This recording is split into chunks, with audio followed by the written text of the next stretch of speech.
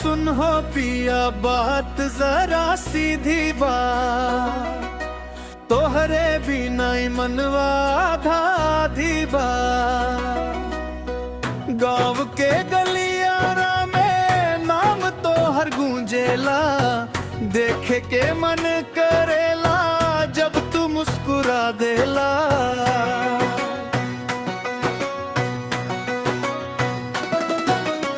दोपहरिया के धूप में छा जैसन लागेलू, पानी भरत घाट पका जरवा जैसन लागेलू। चूड़ी के छनक से दिलवा हिल जाला, एक नजर देखी तो सब कुछ मिल जाला।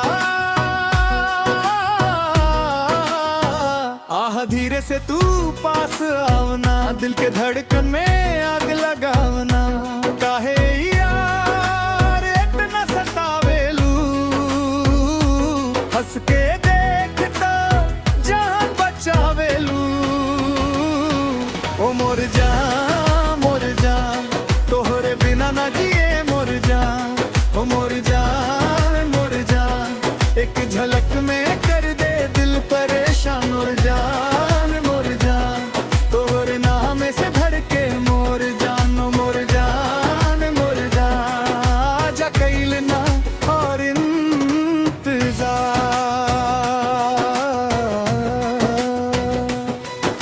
सड़किया पे ठेठ बोली सगरी याद दिला देला, तोहरे पीछे पीछे मनवा भागे चला देला। पनवा के पत्ती जैसन लाल बैठक लागेला, तोहरा सामने आवत हमरो रंग चढ़ जाला। दालन पे बैठ के रात भर बतियाई, सपना के सेहरा में तोह के सजाई। माटी के खुशबू जैसन तोहर एहसास बा, कह दी कभी ना बोले तुहे विश्वास बा। आह धीरे से तू पास आवना, दिल के धड़कन में आग लगावना। काहे यार इतना सतावेलू, हंस के देखता जान बचावेलू। ओ मोर जान तोहरे बिना ना जिए मोर जान।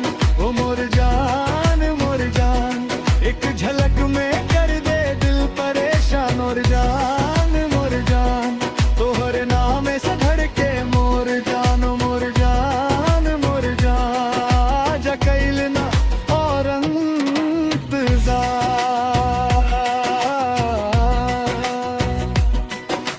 रुआ के नखरा हंसी के बहाना, रमता पानी पहले से तोहरे दीवाना। रात के चिड़ैया जब डोलेला डाली डाली, तू जब बोल दम मधुर लगे दुनिया निराली। अंगना में तुलसी दिया के उजियारा, तोहारे सूरत देखी लागे भोर सारा। गोर गोर गाल पलाली के कतार बा, इतना सुघर हूँ कि नजरिए अंजोर बा। ऐ सुगना सुनना मनवा के बात, तोहरे संगे चाही सुख दुख के साथ।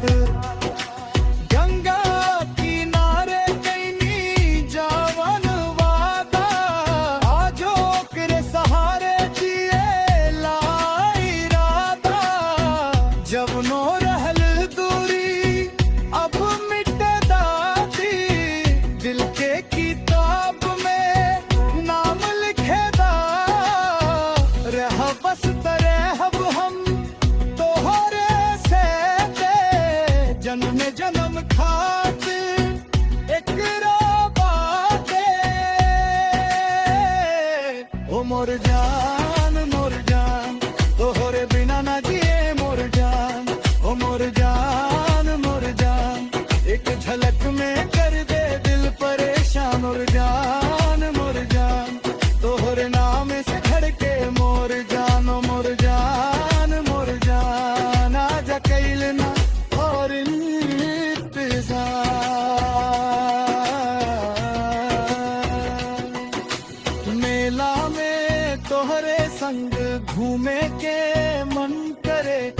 गुजरा फुलवा चुनरी सब तोहरे पर जचेला।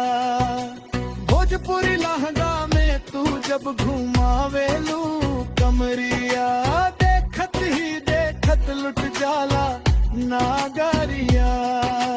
बेहब तक कैसे ई प्यार निभाइब, तोहरे नाम लिखे दिल में सजाइब। संगे संगे चलब चाहे होवे जई